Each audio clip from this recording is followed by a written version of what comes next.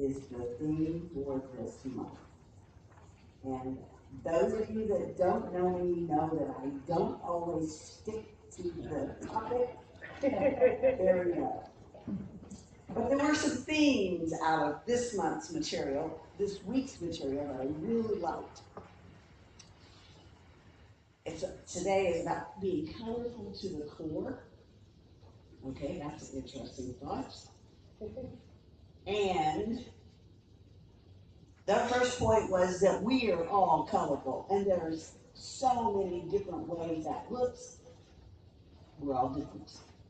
And yet, in my opinion, we're all one. Now I want you to hold up your thumb and hold up the pinky finger on the other hand and look at them. Do they look alike? No, they don't. They have different uses, but they're all part of us. And each and every one of us looks different. And we have different uses to the one Spirit that created all of us. That's what we're here for, to figure out what that is and do it. Okay. All of us, no matter where we are, where we're from, who we are, what we look like, all of us together. And we have labels and identities, and those are good, and they're not so good. When you're looking at 2 cans of vegetables that you have pulled out of your pantry, and your 3-year-old has taken the labels off of them, you wish the 3-year-old had not been there, right? Or at least had not done that. Because it's nice to know when you're getting ready to open the can whether or not it is going to be green beans or beets. Just nice to know. But those labels don't affect us much one way or the other. They shouldn't. We have them, we use them, unfortunately, it's in our nature, and yet they cause more problems many times than they are useful. The third point that they said, see, I'm already to the third point, it's in what, 3 minutes? The third point of the day was to use the Ho'oponopono process. I love this process. For those of you that don't know, Hugh Lin, among other things, eliminated a whole mental facility, prison, by using this Ho'oponopono process. By looking at the files, didn't even interview or talk to the prisoners, but by looking at the files and saying, I'm sorry for whatever it is in me that caused this particular situation for you to be in. I'm sorry, please forgive me. Thank you. I love you. And gradually everybody in the prison began to shift. His consciousness shifted around them. The prisoner's consciousness shifted. They needed less medicine, pretty soon they needed to not be confined. They ended up closing down the whole criminal ward in the hospital altogether. If you look into or study any of the Ho'oponopono material, they have, I believe there's 9 books. They're little books. I like little books. They're little books about like so, but one of them has to do with health, one of them has to do with money, one of them has, etc. And they are so packed full of material that it's absolutely worth studying, worth using that material. And it applies to everything. Every single thing you see, every single thing that is in your reality is there because you need to do what they call cleanse. And that's to go through that process. I'm sorry, please forgive me, I love you, thank you. Thank you, I love you. That's what it's all about. All right, so you got all of that material covered. But that's not what I'm going to talk to you about today. What I'm going to talk to you about today is a book I read. Now, many of these faces in here today are new to me faces. It's an interesting thing to get up and talk about, oh my gosh, me, when they're not people that you know. You know, it's like stripping yourself away, being vulnerable. For those of you that have been around a while know that about 4 years ago, my then husband said on Memorial Day, I don't think we should be married anymore. So we left that relationship. We did finally get a divorce. That's all finally good. And then I had the opportunity to meet someone online. I wasn't looking for someone, but I met someone. And we started to chat. And the more we started to chat, the more I really liked this guy. I'm like, oh my, this is very interesting. You know, can you fall in love with somebody that you've never met before? Well, you can certainly fall into infatuation. And we did. He was going to come and see me. First clue. 3 days before he left, he got COVID. Interesting. So and all that, and it took a while for it to all heal. And then he took a job overseas. Okay, this is a little bit. Now it's not quite so infatuating as it was before. And then he asked for money, and I was like, okay, we're not sure about this at all. So it's like, okay. And I had such a good time with the relationship. It's like, so let me look at how do I get into a real relationship with somebody that I really like without going through all of this potential angst. And I found the book. The book is called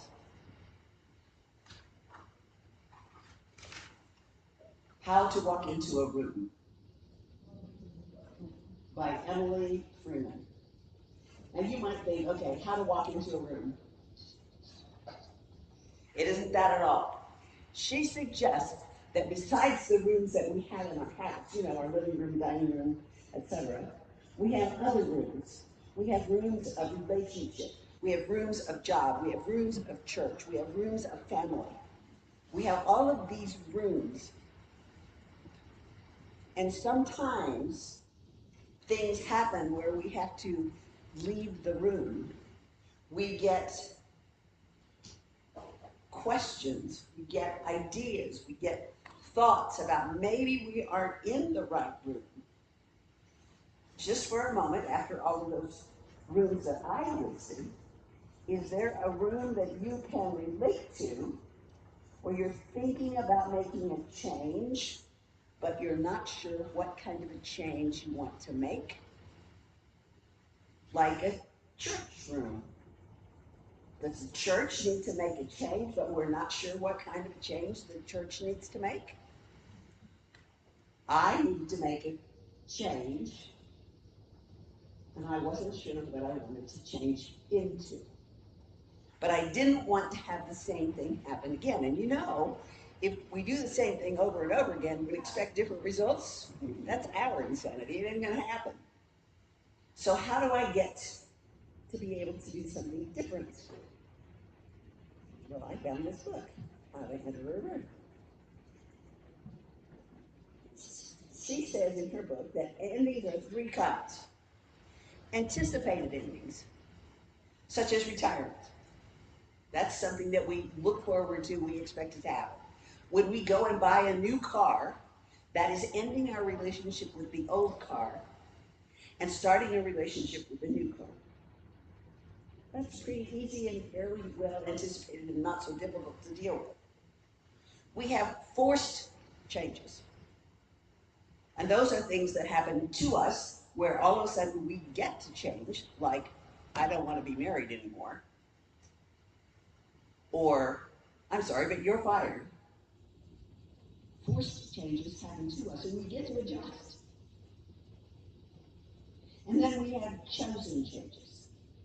And those are ones where we think about what it is we're going to change. And that's what I was looking for. How do I change who I am so I don't attract the same situation?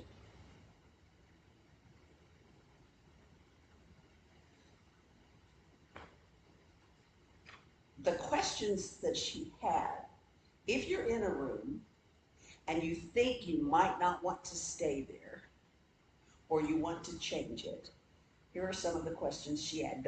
You can play the thing back because I'm just going to run through them. Did I choose this room or did it choose me? If it's a forced change, it chose you. What are the corners, sections, people, or parts of the room that I'm avoiding? Is there something that I don't like about it? What am I avoiding out of it? What's good and beautiful about this room? What are the caution flags? And there's caution flags all over. For me, it was COVID, and then a job overseas. Is anything or anyone missing from the room? Who has the power in the room? Who or what will be affected by my decisions, if there's anybody? To what extent can I be myself in this room, or do I have to pretend to be somebody else to be in this room? If God is in this room, and I know that God is, but that's the question. If God is in this room, what is the action of the divine? Do I want to stay in the room?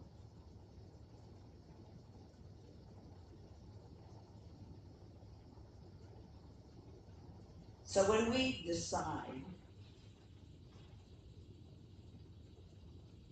that we are done with the room,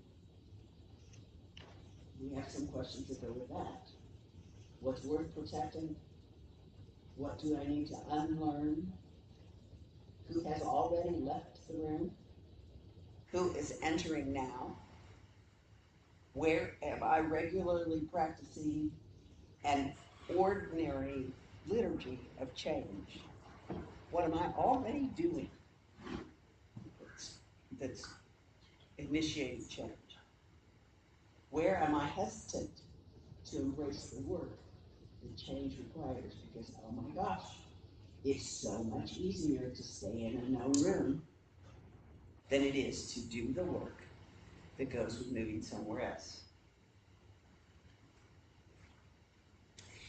She talks about in the book about moving into the hallway. Now you've left the room, and now you're in the hallway. And that's what your song led me to think. That she was in a place of, I've done that relationship thing, now I'm in the hallway, but I need to get out and go before the parade goes by. I need to be bold and do that. I need to figure out whether or not I want to go back into that room as a changed person, or whether I want to go into a different room with some of the same people, taking them with me. What do I want to do? Where do I want to go? How does it work for me when I do that? Does staying draw me nearer to God and to people, or further from God and people? Does going into a new room draw me nearer to God and people, or further from God and people? Does leading bring me closer to my core values, or further away? And it's possible for you to say, I'm ready, but it isn't time yet. It's not yet time for me to resign from that job and actually retire. Or I'm not ready, and it is time. That's another way it can go.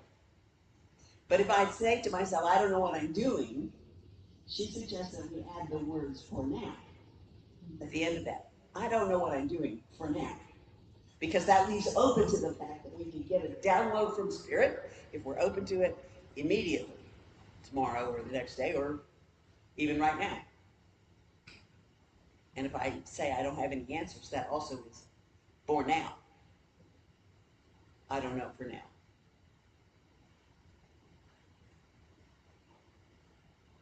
If I say I'm not ready and it's not time, I can say thank you. I'm not ready and it is time, I can say thank you. I am ready and it is time, I still want to say thank you. And if it's time to move, we need to let go of the room. We don't want to carry it with us. What can we not take with us? As a result of my time in that room, in what ways have I become more confident? How was my heart expanded because of my experience? What did I learn that I would have had difficulty learning any other way. What did I learn not to do? What memories do I bring? What scars? What have I become because of that room? The ending does not define the whole story. It's just a piece. It's like we all did this. We're used to it. It's been a long time since we ended third grade, started fourth. But we did it fine when we were kids. Or maybe there was a little trauma in there. Some of us had a harder time than others. I particularly did not like starting third grade. I came home from school just bawling first day of school. Mother, we have a new subject in school. I don't think I can do it. My mother held me on her lap and she said, honey, you have done every other subject just fine. I'm sure you'll be able to do this one too. What is the subject that you think you're going to have trouble with? English! I didn't realize English was language and talking. Learned something. At any rate, we did know how to do endings then, because we had lots of practice every year. We had to check it again. When was the last time you graduated from one grade to the next? It's been a while. Some of us don't even look. We ignore our birthdays when they come around, right? Because we don't like them. Mm-hmm.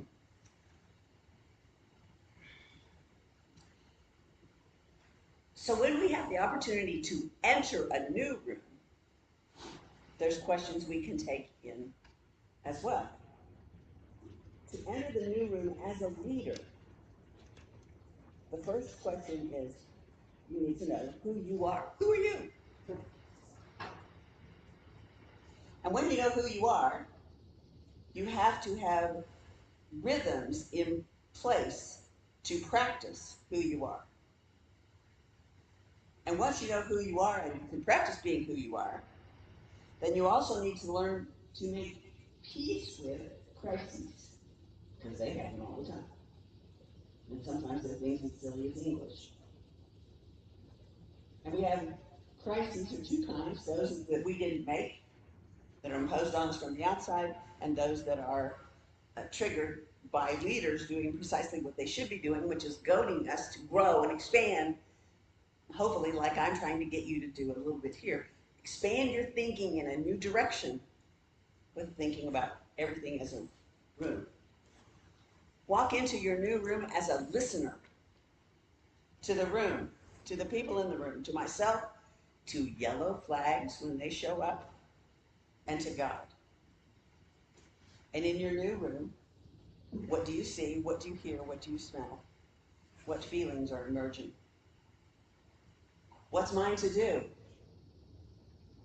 Where and with whom can I express my feelings? Who is with me? What do I need more of right now? What is the best thing that could happen here? What have I had too much of lately? What bothers me most? What do I have to offer? What needs undoing? And who can I ask for help? Boldness is being open to answers, even as we're looking for them. Always. Back when I started my ministry, many years ago now, I was working at United Life Church in Oklahoma City, and they got a letter from a prisoner to the minister, and they didn't have a minister. And as a practitioner, I took that letter home and started corresponding with the prisoner. We wrote letters back and forth. And I don't know if you have very much contact with people that are in prison, but they have a tendency, in many cases, to change prisons. And so I was corresponding with this guy, and then he had me correspond, or he suggested that somebody else might correspond with me as well. And so I'm now doing two guys from the same prison. And then this guy goes over to another prison, and he starts still corresponding with me. And then he gets 2 or 3 more going. You can see how this goes. At one point, I had 28 people, prisoners, that I was corresponding with on a regular basis. Now I'm down to about 6, which is okay. That's fine. People grow and change, and they don't need that particular thing anymore. But I'm corresponding with one who would be taking classes if they were offered where he is. They are not. So we're working through different spiritual books. And he texted, emailed a question to me.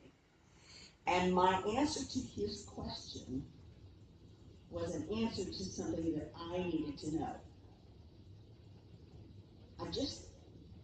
When we're open, we get that information. It just comes to us.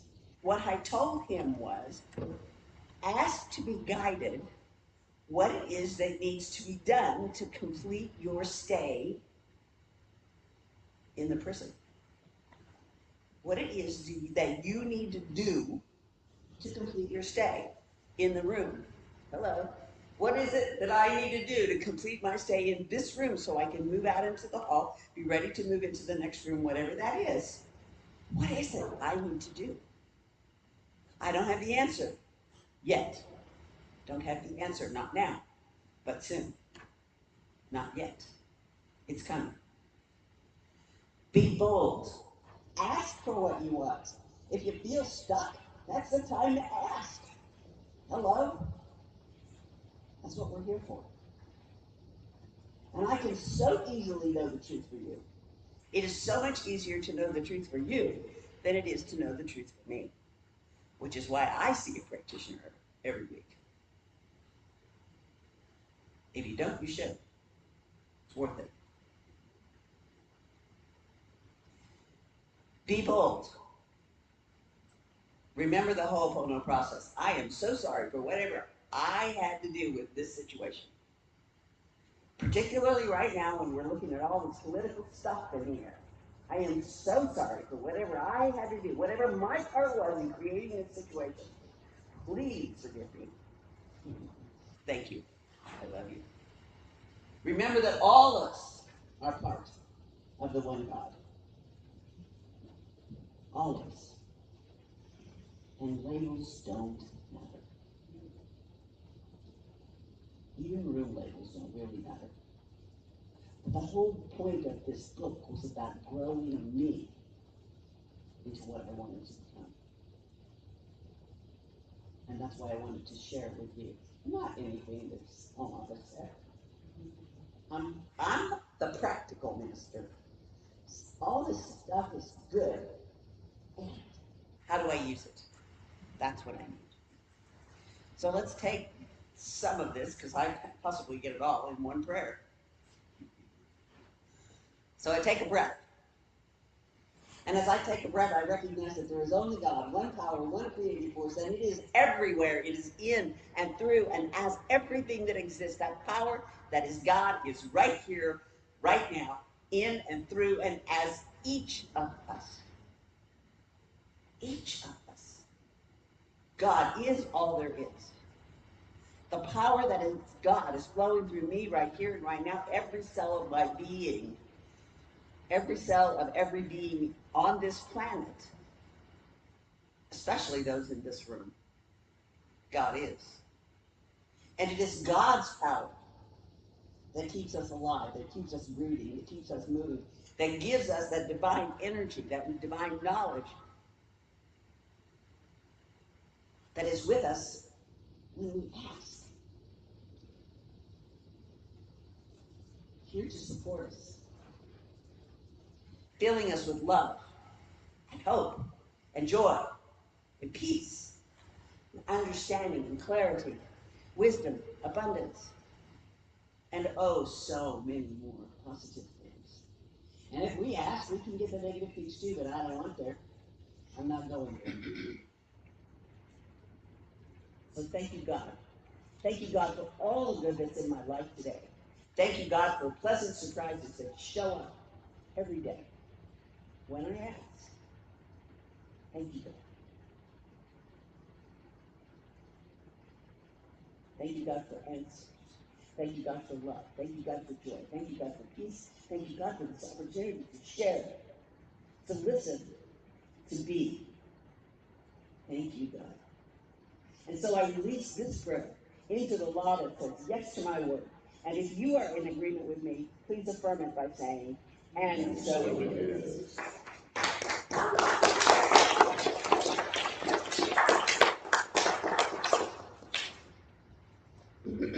Questions? You guys do questions? You need to turn it off.